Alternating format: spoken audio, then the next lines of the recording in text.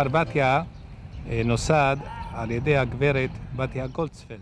Kfar Batya was established in 1947 as a village housing orphans of the Holocaust who were beginning to arrive in Israel from a devastated Europe in great numbers. It was named for Bessie Gotzfeld, founder of Mizrahi Women, now known as AMIT, who bought this beautiful place with funds raised in America. Through succeeding decades, Kfar Batya has been home to children of immigrants from all over the diaspora, from all backgrounds, from countries such as Yemen, Hungary, Morocco, Tunisia, Libya, Iran, Ethiopia, and Russia. Kfar Batya has an enrollment of 1,200 students. They are taught in an elementary school, a high school, and the state-of-the-art computer school. Students here have always received intensive academic and religious training.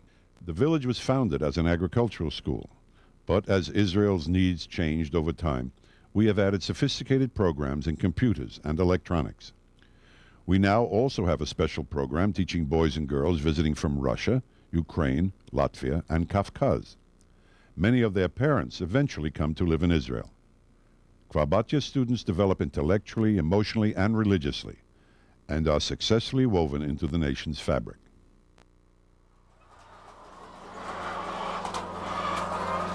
התרנגולות מטילות פה בערך 1,100 ביצים ביום. We have about 1,700 chickens here that lay over 1,000 eggs a day. The eggs are picked every day by students who feed them as well.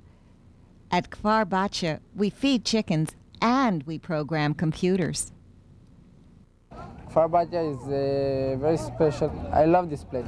I studied everything, you know, what you're studying in other schools, Hebrew, English, math, everything. I think the best school that every kid can get. We at AMIT give our children the love of Torah, the love of learning, the love of Israel, the pride to be good Jews, good human beings, good citizens of the state, so that they can go on and be the next future generation of the state of Israel. AMIT Acco is a comprehensive school who includes junior high, high school, and a college. AMIT Acco is including 650 students. They are coming from poor families that without the support of AMIT will get in trouble, even with the police, because they are coming from the environment that crime is a day-by-day reality. There are a lot of orphans here, and we have a great percentage of new olim.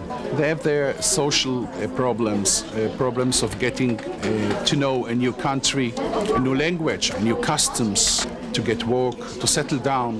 Them are from the eastern part of Russia. With all the problems that the pre-industrial population are coming to a country that are advanced and to a school with high technology facilities. You have to study English because the orders that you are giving to the computer are in English. While you are sitting as a student in the lab, you have to function with all your cognitive abilities. AMIT is supporting schools in areas that has problems, severe problems of low standard of economy, new immigrants, and dealing with these students in this area are saving them. My name is Irina. They do that warm atmosphere in the school. When my father tells her that I'm succeeding in the school, it makes her so happy. I very like the teachers in the school. I want to be, how can I tell you, a light, point of light in my family. AMIT בכרמל, בבית ספר AMIT בכרמל ישנם תלמידים מ-72 גלויות. At AMIT Karmiel, we have 310 students from grade 7 to 12. These children come from 72 different countries. We're a school in which Torah education is basic, but where our students are also taught advanced academic subjects of all kinds. We also have meetings between our students and teachers and non-religious students and teachers from other schools in Karmiel in order to bring them together. This is how we teach our children. We have a program in which 7th grade boys communicate through the internet with children in a day school in New Jersey. They send letters and exchange their life stories. It enables each of the students to connect with the Jews of the world around a common subject. We are just 300 pupils here, so it's like a small family, and each of the teachers very dedicated to the work they are doing, and they really try to educate us, and I think they're doing an excellent job. If I don't come to the school, I will not go to any school. I've been here since the 7th grade. The teachers really care about me, and the principal really cares, and this is kind of a way of life, the religious way, the AMIT way. AMIT network has today 48 institutions all over Israel. We have 13,000 pupils from the primary school till the college age. Their studies is in various areas: academic studies, technology studies, science studies, agriculture studies. Part of our pupils are in dormitories, coming from either broken homes, problems at home between the parents, poverty, and unfortunately there are even orphans. And there are between them those that were not accepted to any other school. If not for AMIT, there are times that the answer for them will be the street. One of our most important things, and we are doing it, either there are Ethiopians or other exiles that are coming here, is to fill the gap that existing between the education that they came and the knowledge that they came with and what they have to achieve during their schooling in Israel. Our sages says, Yafet Talmud Torah im derech eretz. It means the combination between Torah and what the regular man or citizen or woman have to be in the regular life with derech eretz. Derech eretz means what you have to do every day. This is one of the basic ideology of the religious Zionist movement. Recently, we had a meeting of graduates, and among them was a girl that started her education with us when she was in the 1st grade, finished her matriculation, and went to the army and became an officer in the army. Without AMIT, knowing her background, with a broken home, it's not only to think that she would be graduated and to have graduated at all, and to have the matric examination to be an officer in the army, but all kind of her education, her manners, it was a pleasure to see. And here is a sole product of AMIT. And we gave them the opportunity to speak. What she said about what she feels that she owes to AMIT, all her life she will not forget. If she is what she is today, it's only thanks to AMIT. I wanted something, school with art. I love this place. In other schools, they don't have something like that. It gave me a way to learn art and not just to teach myself. When a religious young boy gets to 7th grade and he's artistically inclined, he'll have to either let go of the religious education or let go of the artistic education. We have here a yeshiva high school for the arts. Young boys from all over Israel come here and learn in a regular yeshiva high school curriculum, and they have these special arts lessons. They learn the theory, they learn the physics behind it, the chemistry behind it, everything. In the years to come, we'll have some really nice artists coming out of here. Shlomo HaMelech said, "Chanoch lanar al pi darko," educate a child in his own way. That way he will never leave your way of education. And that's exactly it. These kids are being educated in their own way. The kid came here 5 years ago. He was a drug addict. He was on tough drugs. I'm talking about heroin. And he comes from a religious family. He was 15 years old when he came, and he said, "You are my last chance. Help me out. I'm not a good student. I haven't learned for 3 years. I need your help." Now, I can tell you, we didn't know what to do. We were tearing our hair out. We didn't know what to do. You know, you take a kid like that in, you don't know what's going to come out of him. We took the chance. He's now an excellent soldier in the army, doing yeshiva and army project together. he finished a happy person. And I can feel that the AMIT system really gave this kid a chance.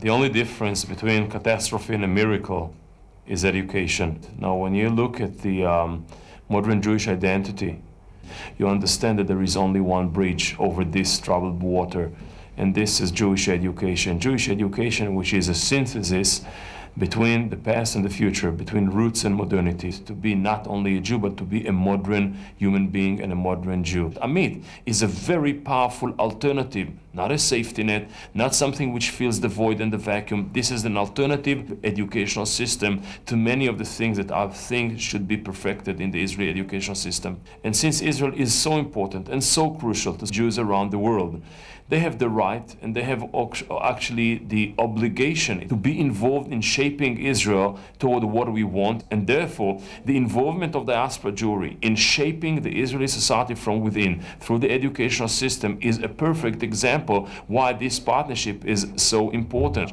And I believe that the Israeli education would not have been what it is without the unique contribution of AMIT.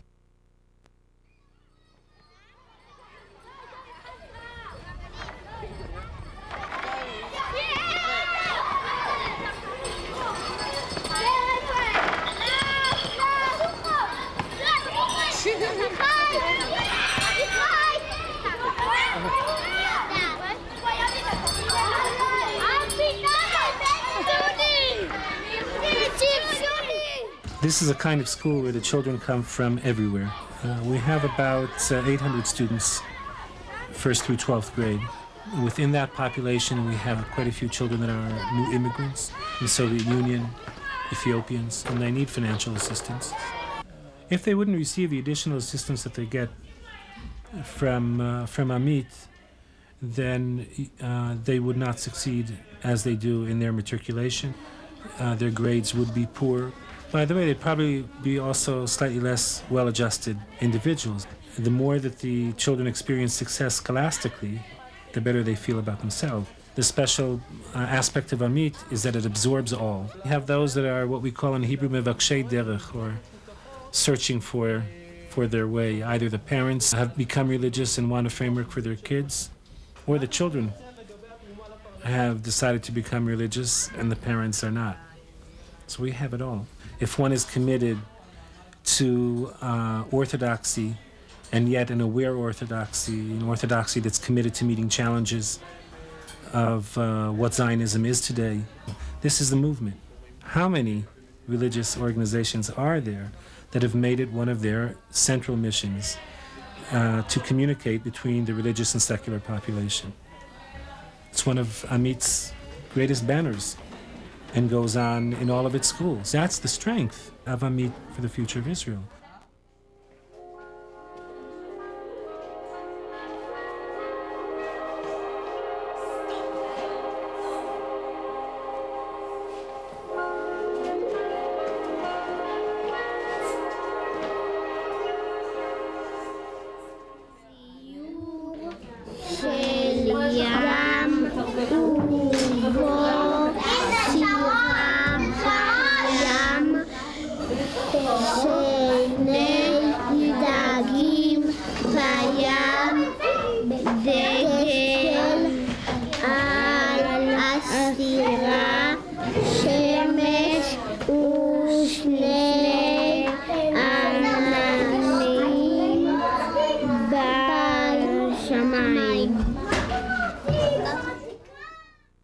My name is Anad and I am from Russia, from Minsk. My parents are from Morocco.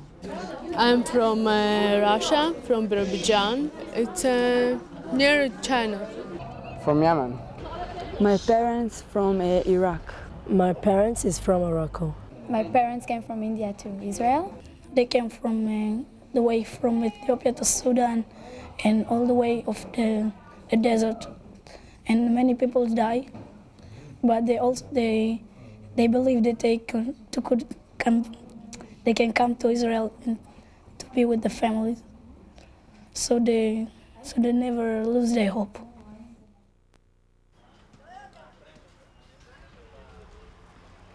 So we have here 180 children The ages is from 6 to 14 years.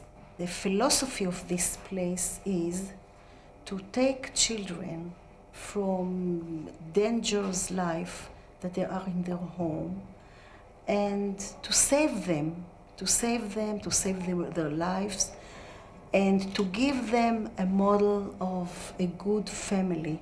Because if each child has tragic background, you know, fathers who are addicted to drugs, brothers that they are in jail, and you know, all the troubles of the world in their home. And we have some children that they have no family.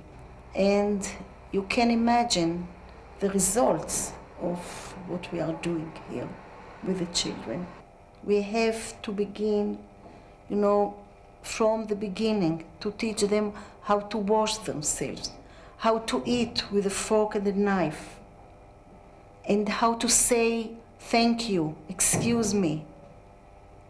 Everything we have to teach them. I want to tell you that each child is a book, not just a story. We have here a girl that she was here 5 years in Bet Hayeled, and 3 years ago her father hit her every day. The police arrested her father. She tried to commit suicide. She swallowed 25 pills. She took it from her mother, and she did it. We took her with the ambulance to the hospital, to intensive care. And after that, the psychiatrist spoke with her, and he asked her, "Why did you do it?" And she said, "Because I am so alone. I have no family, no mother, no father. All of them hate me. All my staff, we sat together and we thought, what can we do? Perhaps it's a great danger to, you know, to take her back to Bet Hayeled. How this event influenced the other children." But after that, we decided to take her back because, as I told my staff, said to them, this is the only place that this girl has. They agreed with me, and we did it. And now she's here. And we treat her, and we also spoke with her mother and father. I spoke with them. And I convinced them to come here once a week, to be with her, and to, you know, to take her for a walk or something like that. And they are more closer now with I think that we changed her life. She's 14 years old. We keep in touch with all our graduates. And sometimes when they have problems, they came back to ask our help. So they know that this is their home, not just a place to spend some years. This is their home for all their life. Petah Tikva, it's a real home for our children.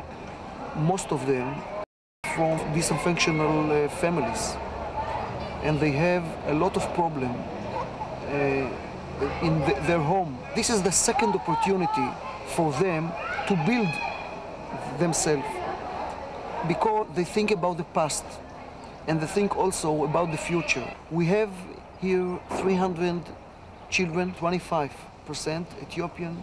For the children that come from Ethiopians, it's very hard for them to get used to our culture. They have a crisis in their identity, and they looking to build their identity. And we have also 75% they are Sabra, fathers in jail, some of them divorce and other problems. Our goal to break this circle, that this child can build a good family that give to the society and not all the time have to take from the society. And we believe that in this village, we believe that we can break this circle. The school was founded 28 years ago. The school grew very fast from 300 pupils to nearly 1,000 pupils in 10 years. 90% of them are from Bet Shemesh, which is the second generation of Olim who came from mostly from North Africa, from Morocco, Algeria, Tunis, and other countries in the East. We will give their children the best education. Today we have many want to study in our school. We don't have place for all of them. This is the synagogue of the school. About 8 years ago, it's hard to believe, this was a metal workshop full of machines and dirt and oil. And as the school grew and we needed a larger place for the boys to pray every morning, AMIT took on themselves this project, and basically everything in this room, which you can see at the moment, was provided by AMIT. Our school suffered a terrible tragedy a year ago when 7 of our pupils, 7 girls, were killed on a school trip. The girls were on the final day of a 3-day yearly trip and were in the island of peace at Naharaim on the border with Jordan, and were receiving an explanation about the whole area when, from the watchtower, a Jordanian soldier started firing on them. The girls started, with their teachers, running down a hill to get away from the shooting. And unfortunately, the Jordanian soldier just came after them, followed them. And when his gun was empty, he filled it up and started again. 7 girls were killed. Shiri Badayev, who was an immigrant from Russia, Sivan Ptichi from Moshav Tzlafon, Nirit Cohen, Natalie Alkalai, Adi Malka, whose parents were deaf and dumb, and she was her eyes and mouth for them. Karen Cohen, Yaela Meiri. A teacher was severely wounded, and several other girls were wounded, and they also were very nearly killed. The girls were in the 8th grade, I mean, they were between 13 and 14 years old. It took few hours till we, and most important was the parents, to know if their daughter is among those who were killed. And then they went to the school, we went to the school, they came also, and demanding to tell them, are their daughter live or not? And we couldn't know nothing. But nobody knew at the beginning. It was such a mess that nobody who was killed, was wounded. Then we waited, when we knew already, we waited till the buses with the other children came. And the families were waiting, and even now tears is in my eyes to see who met their girls, their daughters live. And then on the same night, it was a day that I won't forget in my life, and the same night were the funerals, the same night. And all Bet Shemesh and all from all over the area came to this. And by then we were into the Shiva, the 7 days of mourning. We made sure that the girls who were on the trip came into school already from the first day.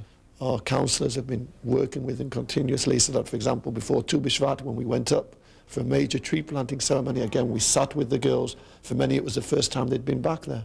So we had to talk them through their fears. And of course, when the girls got back there for the first time, the nearer and nearer we got on the bus, it got quieter and quieter. I was with one bus group. The last 10 minutes, there was just total silence. As we left the main road and headed down to the tree planting area, which is in the memorial garden, the girls, of course, started crying, and it all came flooding back. But in a way, on that day after we planted the trees, we finished off the part of the trip that we never finished off, to try and create the idea of closing a circle. And on the way back already to Bet Shemesh, the girls, you could feel that they felt something had been closed. The circle had been closed, and that if they'd been in limbo for a year, now they were at least able to make the first steps forward. But I must say that, you know, what can we do? A day after it, we had to continue with the others.